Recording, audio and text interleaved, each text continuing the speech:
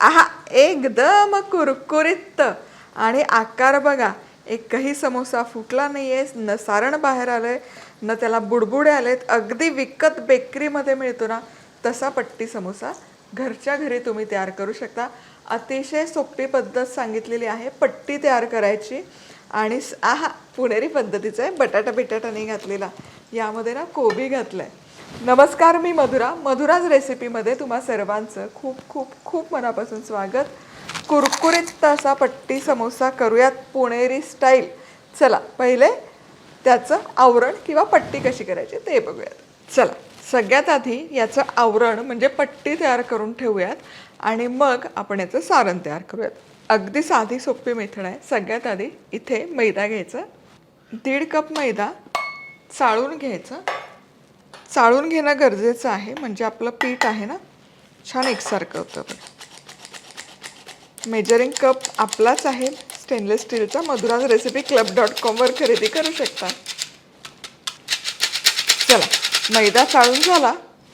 आता यामध्ये 2 चमचे कडकडीत गरम केलेलं तेल घालूयात. हे अगदी गरजेचं आहे तेल घालणं. आणि यासोबतच अर्धा चमचा मीठ आणि तेल मैद्यासोबत व्यवस्थित मिसळून घ्यायचं. हे अगदी गरजेचं आहे. तेल आणि मैदा छान एकजीव झाला पाहिजे. तेल गरम गरम आहे त्यामुळे सुरुवातीला चमच्याने मिसळलं काहीच हरकत नाही. चला, आता हाताने तेल व्यवस्थित मसाज करते मैद्याला, म्हणजे आपलं आवरण एकदम कुरकुरीत होतं. हे बघा, तेल सगळं मैद्यामध्ये जिरणं अतिशय गरजेचं आहे. तेल जितकं छान जिरेल तितकं छान आपलं पीठ होईल. चला, तेल मैद्यासोबत छान घोळून झालं. आता यामध्ये हलकंसं गरम पाणी टाकायचं आणि सैलसर आपण पीठ मळून घेणार आहोत. खूप घट्ट नाही. याचं कारण मी तुम्हाला सांगते. आपण हलकंसं सैल का मळतोय ते. पण आता यामध्ये हलकंसं गरम पाणी, कारण गरम गरम तेल घातलं. अर्धा कपला थोडंसं कमी पाण्याचा इथे वापर करायचा. आणि जसं मी सांगते की आपल्याला हलकंसं मऊ गोळा मळायचा. जनरली समोसा कचोरी म्हणलं ना की घट्टसर गोळा मळला जातो, पण याच्यासाठी आपण हलका मऊ करणार आहोत. थोडं थोडं पाणी घालून सैलसर याचं पीठ तयार करायचं. आणि पुन्हा सांगते, याच्यामध्ये गरम गरम पाण्याचाच वापर करा, थंड पाणी नका घेऊ. बरोबर अर्धा कपला थोडंसं कमी, अगदी चमचाभर पाण्याचा वापर होतो इथे. चला, इथे पीठ मळून झालंय बघा. आणि खूप आहे ना घट्ट नाही आहे, हलकंसं मऊ गोळा केला. हे असंच मळायचं, खूप घट्ट आपल्याला अजिबात नको. आता आपला फुसफुस स्प्रे आहे. थोडंसं तेल फुसफुस करूयात आणि त्यावर क्रस्ट बिल्ड नाही होणार. झाकण ठेवायचं आणि किमान 15 ते 20 मिनिटं मुरण्याकरता ठेवायचं. आपलं इथे पीठ व्यवस्थित मुरतंय तोवर आपण याचं स्टफिंग म्हणजे सारण कसं करायचं ते बघणार आहोत. सारण करण्याकरता काय काय साहित्य घेतले ते बघूयात. लांब पातळ चिरलेला कोबी 2 कप, 1 कांदा उभा पातळ चिरून घेतला, मटारचे दाणे, कोथिंबीर बारीक चिरून, पाव चमचा काळं मीठ, 1 चमचा लाल तिखट, पाव चमचा चाट मसाला, अर्धा चमचा गरम मसाला, चमचाभर आलं लसूण पेस्ट, चवीपुरतं मीठ. आता इथे काळं मीठ आणि चाट मसाल्याचं कॉम्बिनेशन मी करते. चटपटीत होतं सारण. त्याच्याऐवजी आमचूर पावडर घालू शकता, लिंबाचा रस घालू शकता. फक्त चटपटीत येण्यापुरतं घालते. फ्रोझन मटार आहे त्यामुळे तो शिजवायची गरज नाही, पण ताजा वाटाणा वापरत असाल तर थोडासा वाफवून घेतला तर बरं पडतं. चला, आता इथे तव्यामध्ये 1 टेबलस्पून तेल गरम करून घेतलं. यामध्ये सगळ्यात आधी जाईल कांदा. नाजूक असा पातळ उभा चिरून घेतला. आणि कांदा आहे ना फार शिजवायची गरज नाही आहे, हलकासा फक्त मऊ करूयात. चला, कांदा हलकासा परतून झाला. हे बघा, फार आहे ना तांबूस वगैरे अजिबात करायची गरज नाही आहे, हलकासा फक्त परतला. यामध्ये आलं लसूण पेस्ट घालूया. ही देखील फक्त मिसळायची, कारण बाकी मसाल्यांसोबत ही पेस्टही छान शिजते.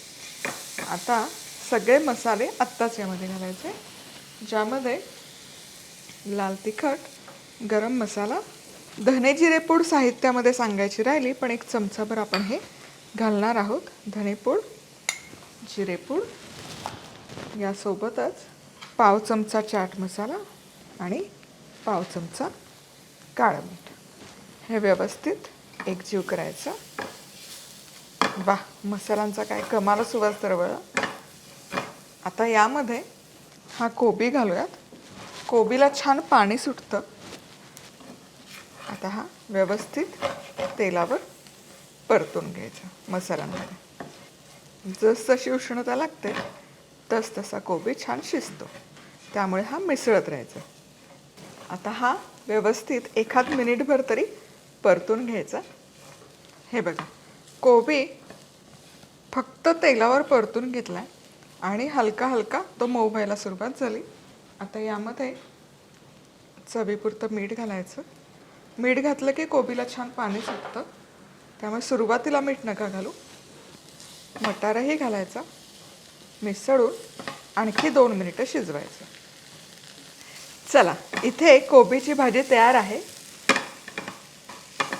ही खरंच डब्यामध्ये ना अशीच भाजी म्हणून खायला पण बहारदार लागते. पण आता गॅस बंद करते आणि यामध्ये घालूयात बारीक चिरलेली कोथिंबीर. मस्त. कोबी खूप नका शिजवू, कारण आपण जेव्हा समोसा तळू ना तेव्हा ते आतलं सारणही शिजलं जातं. त्यामुळे थोडासा एक 70 ते 80% शिजवायचा. खूप मऊ नका करू. चला, हे सारण तयार आहे. चला, सारण तयार आहे. आता हे पूर्णपणे थंड करूयात. चला, आता सारण तयार आहे. हे कणिक मळलेली ही मुरली आहे. झाकण काढायचं आणि ही पुन्हा आहे ना छान एकसारखी तिंबून घ्यायची. म्हणजे ही व्यवस्थित एकजीव होते. बघा, परफेक्ट. आणि जसा वेळ जातो तशी आणखी मऊ झाली. आता याचे ना लहान लहान असे गोळे तयार करायचे, लिंबाच्या आकाराचे. खूप मोठे नका करू, परफेक्ट लिंबाच्या आकाराचे असे करायचे. सो हे जे प्रमाण आपण घेतले ना, यामध्ये 30 पट्टी समोसा परफेक्ट तयार होतात. आता याची जितकी शक्य असेल तितकी पातळ पोळी लाटून घ्यायची. पीठ वगैरे वापरायची गरजच नाही पडत बघा. आणि फार काही असं खेळत नका बसू. गोलच झाली पाहिजे. पातळ होणं जास्त गरजेचं आहे गोलपेक्षा. आणि एकसारखी लाटली गेली पाहिजे. हे ही पातळ आहे, पण हे आणखी आपल्याला आरपार पातळ लाटायचं. चला, ही छान लाटून झाली. हे बघा, पोळपाट असं सगळ्या बाजूने आरपार दिसतंय. इतकी पातळ ही पोळी लाटायची. माझा हातही दिसतो यामध्ये. आता बरेच जण काय करतात, ते घडीवर घडी ठेवतात. तो इतका कुटाणा होतो आणि त्रासदायक होतो, तुम्हाला सांगते. तसं करू नका. सिंगल लाटून झाला की मंद आचेवर तवा ठेवायचा आणि त्यावर ही हलकीशी भाजून घ्या. रंगबिंग बदलला नाही पाहिजे, फक्त त्यातला ओलसरपणा हलकासा कमी झाला पाहिजे. हे बघा, लगेच उलटली देखील. यामुळे काय होतं, आपली जी पट्टी समोसा आहे तो तेलकट नाही होत. त्यामुळे ही प्रोसेस अगदी गरजेची आहे. डाग बिग नाही आले पाहिजे, ड्राय पण नाही झालं पाहिजे. आता ही पोळी लगेच उचलायची. ही अशी उचलायची आणि अशी जाळीवर ठेवायची. आणि ही ओलसर राहिली पाहिजे म्हणून लगोलग यावर असं झाकण ठेवायचं, कापड लावायचं. आता याच प्रकारे सगळ्या शीट तयार करायच्या. हे काय फक्त भाजायचं आणि लाटायचं आहे ना? जा बस, मी करते. पातळ लाटायचं आहे. काय सोपं तर आहे.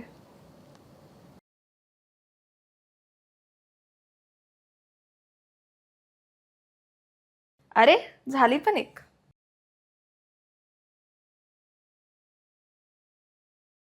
चला, इथे काही शीट्स तयार करून घेतल्या मी. हे बघा, मस्त अशा एकसारख्या होतात आणि ओलसरही राहतात आणि खूप सुक्याही नाही होत. आता काय करायचं, आता या एकावर एक अशा एकसारख्या ठेवून झाल्या की या मध्यभागाने याला कट मारायचा आणि मग साईडला कट करायचा. म्हणजे आहे ना, जाडीला एकसारख्या होतात, रुंदीला एकसारख्या होतात. आणि ही कड आहे ना, ही कड नंतर तुम्ही तळू शकता. छान अशी खारी शंकरपाळीसारखी चवीला लागते. ही अशीच तळायची. आता हे एकावर एक ठेवायचं आणि हे जे आहे हे देखील आपण एकसारखं करूयात. परफेक्ट. आणि हे कडा टाकून द्यायची गरज नाही आहे, झाकूनच ठेवते आणि नंतर आपण तळूयात. हे बघा, पट्टी समोसाच्या शीट्स तयार आहेत. आता यातली एक शीट घ्यायची, दुसऱ्या झाकून ठेवायच्या. बरं करायचं काय तुम्हाला सांगते. सगळ्यात आधी इथे हा मैदा घ्यायचा. मैद्याचा घोळ आपल्याला करायचा. यामध्ये तुम्ही कॉर्नफ्लॉवर टाकलं तरी चालेल. हे मिसळायचं आणि हे ना थोडंसं सैल ठेवायचं, खूप घट्ट नको. हा मैद्याचा घोळ तयार आहे. याच्याऐवजी मैदा, कॉर्नफ्लॉवर, तांदूळाचं पीठ असं काही काही मिश्रण केलं तरी हरकत नाही. गव्हाचं पीठ देखील चालेल. आता हे घ्यायचं आणि ही अशी आहे ना, टोक उचलायचं. जिथे दुमडलं जाईल तिथे दुमडायचं. आता ही बाजू आहे ही इथून उचलायची, ही अशी, म्हणजे याला असं टोक तयार होतं बघा. आता हे झालं आपलं पाकिट तयार. ठीक आहे. आता यामध्ये हे जे सारण आपण तयार केलं आहे, हे सारण भरूयात.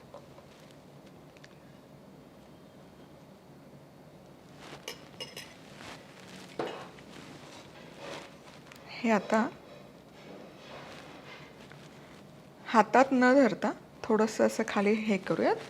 याच्यावर ही जी स्लरी आहे मैद्याची ही लावायची. ही घडी अशीच ठेवायची.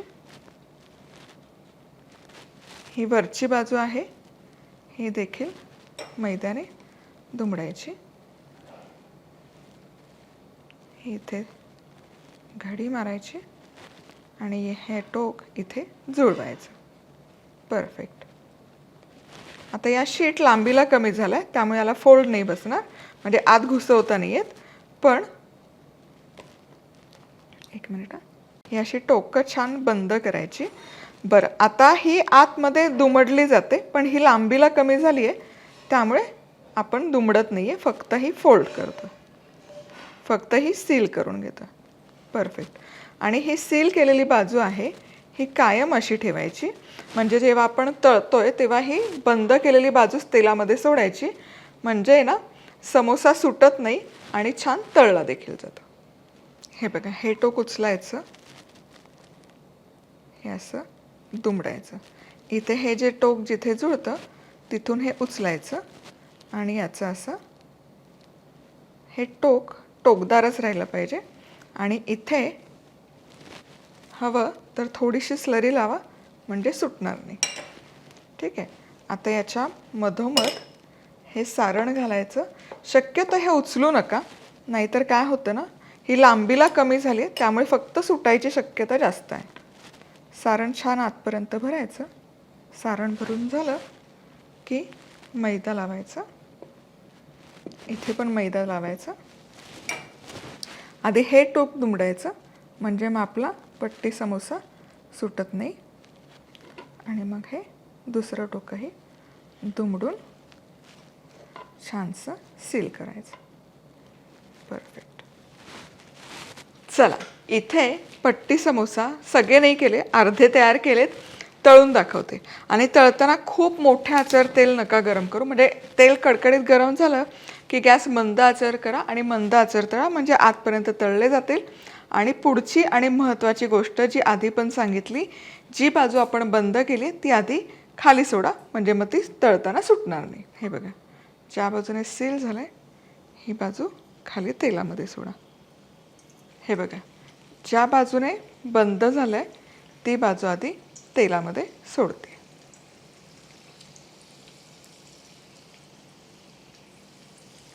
आणि एका वेळेस खूप पण गर्दी नका करू, बहारदार. आता मंद आचेवरच हे तळून घ्यायचं. चला, आता इथे एक बाजू छान खरपूस तळून झाली. एक बाजू एका वेळेसच तळा, सारखं अलटपलट केलं तर ते खूप तेलकट होईल, त्यामुळे एक बाजू एक वेळेस. हे बघा, असा खरपूस सोनेरी रंग यायला सुरुवात झालं की उलटवायचं. वा वा वा. बघा, याला अजिबात कुठे बुडबुडे आलेले नाही आहेत आणि परफेक्ट पट्टी समोसा मिळतो की नाही, दिसायलाही तसे झालेत आणि आकारही अगदी परफेक्ट आला आहे बघा. वा. चला, पहिली बॅच तळून तयार आहे. आता ही काढेपर्यंत गॅस बंद करते, म्हणजे तेलाचा ताव कमी होईल. पुढची बॅच टाकतात. काय कमाल दिसतात बघा, बहारदार. आता हे काढूयात. जबरदस्त. म्हणजे विकत आपण पट्टी समोसा आणून खातो ना, अगदी तसा. तेल पूर्ण निथळूयात. आणि हा घरी केलेला आहे ना, विकतचा प्रचंड तेलकट होतो, हा अजिबात तेलकट होत नाही. आता हे जाळीवर किंवा असं टिश्यू पेपरवर घालूयात. आता याच प्रकारे सगळे समोसे तळून घ्यायचे. आता हे तयार करून आहे ना, पॉकेट सगळे तयार करून डीप फ्रीजला ठेवलं कच्चं असताना तर 3-4 महिने छान टिकतं. फक्त जेव्हा तळायचं तेव्हा बाहेर काढा, डिफ्रॉस्ट करा आणि तळा. किंवा पार्टीला वगैरे असं रूम टेम्परेचरवर पण भरून जरी ठेवलं तरी छान 1-2-3 तास राहतं. पण ओलसरपणा त्याच्यामध्ये उतरायची जास्त शक्यता असते भाजीचा, त्यामुळे कोबीचे नको, पण बटाट्याचे वगैरे तुम्ही भरून स्टफ करून 1-1.5 तास आधी तयार करून ठेवू शकता. किंवा अर्धे कच्चे तळून ठेवा आणि जेव्हा पाहुणे येतील तेव्हा पूर्ण तळून त्यांना खाऊ घाला. हा हा हा, दिसतात बहारदार, होतात कमाल.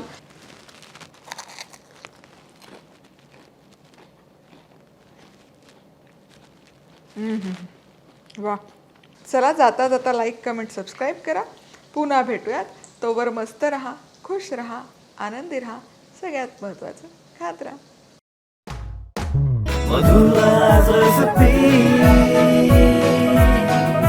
मधुराज रेसिपी, महाराष्ट्राची अस्सल चव.